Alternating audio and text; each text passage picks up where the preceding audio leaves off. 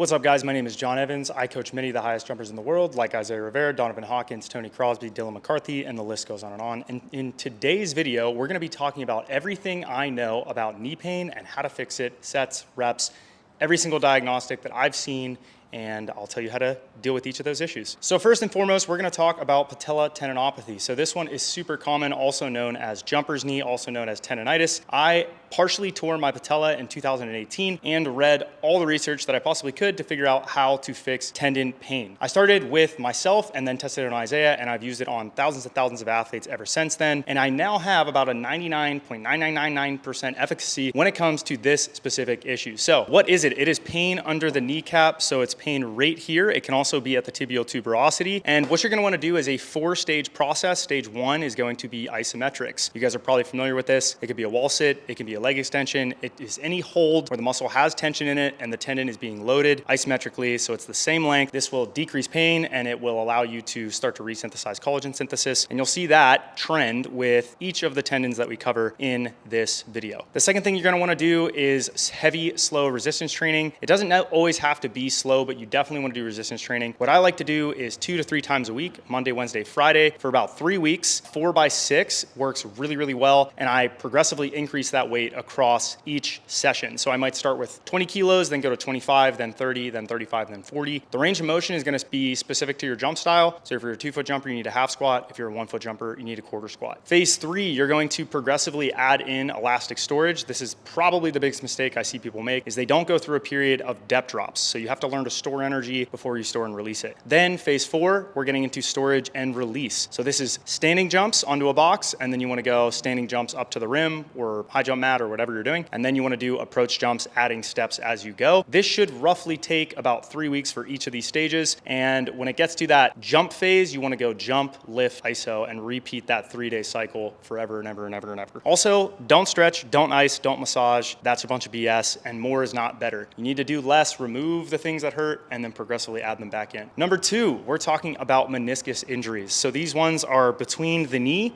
There is a cartilage, a fibrocartilage that is called the meniscus. This is also the same cartilage in your spine. Athletes that typically have this pain will feel it when they are in deep flexion and they twist. So if you notice in deep squats, if you're twisting, or if you've ever tested on one leg and you rotate your body left and right and it hurts kind of on the side of the knee, either on the outside or inside, that is the meniscus, and odds are you may have pissed it off a little bit. This can be fraying. It can kind of look like shredded crab meat in there. Sometimes there's slices in it. And to fix it, you actually want to train it, but you have to do it according to what pain levels you have. So what I recommend people do is lift every other day. I never, ever, ever with any cartilage injury like to load every day. I've almost every single time seen it just piss guys' knees off and make it worse, and you will ultimately go the other direction. So you don't want to do that. So what you do is you start with very low loads and minimal ranges of motion. Again, deep squatting and even half squatting sometimes, depending on how mobile you are, might be provocative. Start with quarter squats, work your way down to half squats. I would probably just not deep squat at all. You don't really need deep squatting in terms of athletic performance. There's ways you can work around it. If you don't know how to do that, go watch my squat video that I previously posted. Big thing is not working through too much discomfort. I like to feel about a 3, maybe a 4 discomfort, and the next day it should feel a little bit better. Definitely 48 hours later, it should feel better. And again, we're doing knee flexion extension exercises. So we're doing squats, we're doing leg extensions. We're just not pushing into ranges of motion that are provocative. Another type of meniscus injury is a root tear. So sometimes the meniscus can actually flip over on itself. This is usually really painful. The knee sometimes gets blocked up. Josh Barina actually had this, volleyball player, Spider-Pen Wheezy. And with him, what we did is we took everything out essentially, did partial range of motion squats, and eventually it repositioned itself, and he really hasn't had too many issues since then. If you have questions, you can always shoot him a DM on how we did that. Sometimes you need surgery, but honestly, I would strongly discourage doing this. In my experience, it doesn't really help. You're cutting off tissue. If you can avoid surgery at all costs, I would. Injections in this case may be good, so you could consider PRP. There are some other injections out there. Stem cells are a really popular one, and that could potentially work for you. All right, number 3, we're getting into the ACL, PCL, ligaments, whatever. Each ligament's a little bit different. The ACL holds the tibia and the femur together. Nonetheless, how you know if you have this issue is if you have a lot of instability, if you landed with a very stiff leg and your femur rotates, or in soccer, sometimes guys will do slide tackles, they'll tear it there. I don't really see it in dunking too often. It's very, very rare unless guys are playing a lot of games and they're hyper fatigued. Sometimes in volleyball, if you land on people's legs, you'll have it happen. Now, in terms of rehabbing this, I would strongly encourage you to go to a doctor and get this diagnosed. I am not a doctor. I am not diagnosing you. I'm just going based off my experience and the thousands of athletes I've worked with. Go get it diagnosed. get screening done and verify that that's what it is.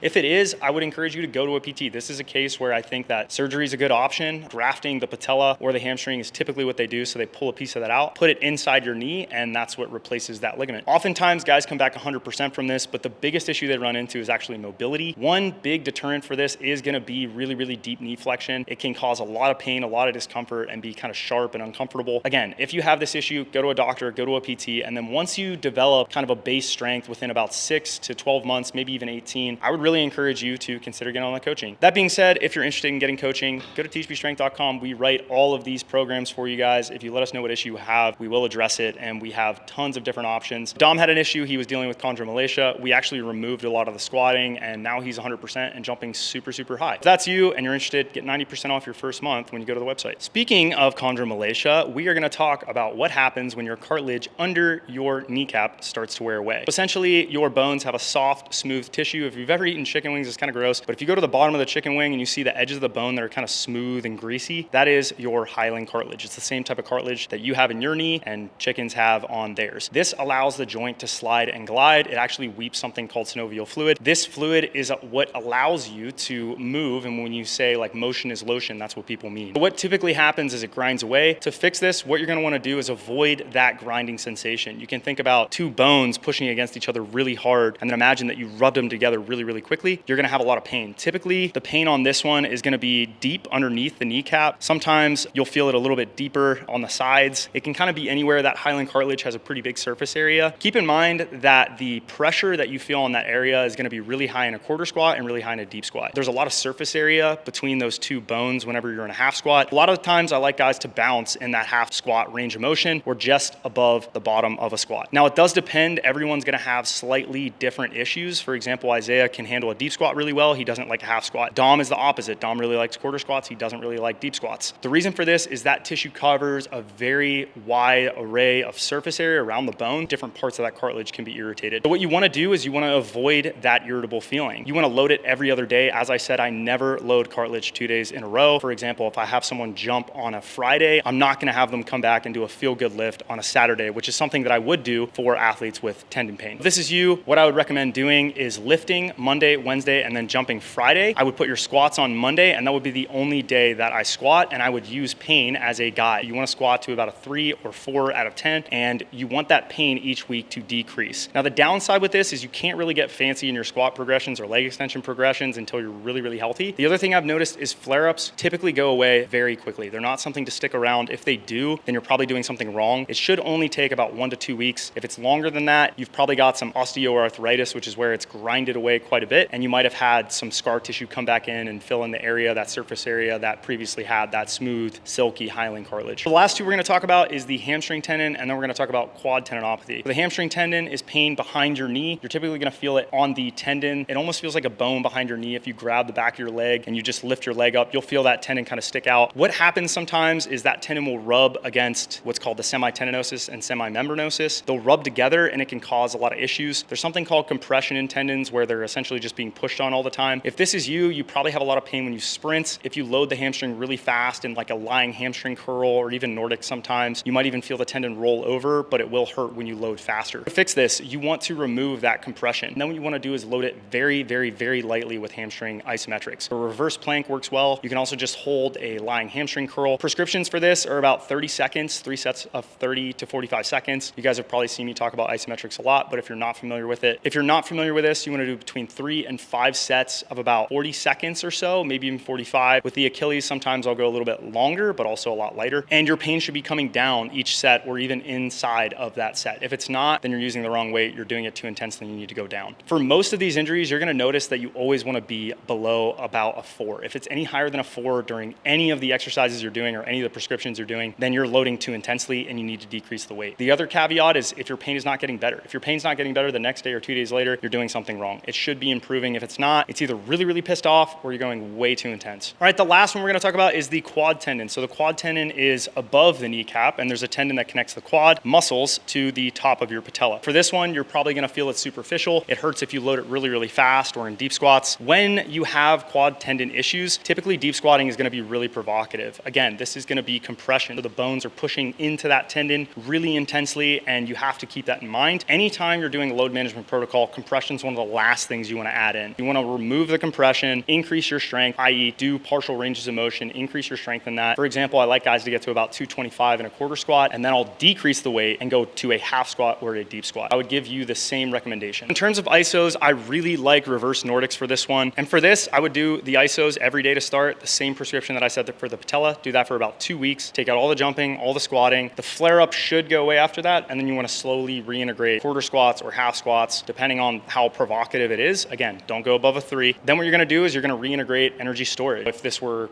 any tendon, you would do drops if it's a knee or it's an Achilles. If it's a hamstring, it can be a little bit trickier. You can get away with maybe doing drops off a box where you're like in a reverse plank and drop your feet down onto the ground. That's one potential way to do it. Step drops do also work. You will recruit the hamstring during that. And then you're gonna build back into jumping. Again, you go from standing jumps, like box jumps, then you do a 1-step jump, then you would add in your approach. Now with the volumes with that, you don't wanna go super heavy. What I typically recommend guys do is they start with about 10 reps, and then if they handle that, I'll add about 2 to 3 reps each consecutive session until they get to a point that they're doing about 15 to 20 max effort jumps. There you have it, guys. If you have any questions, leave it in the comment section below, and I'll see you guys in the next video.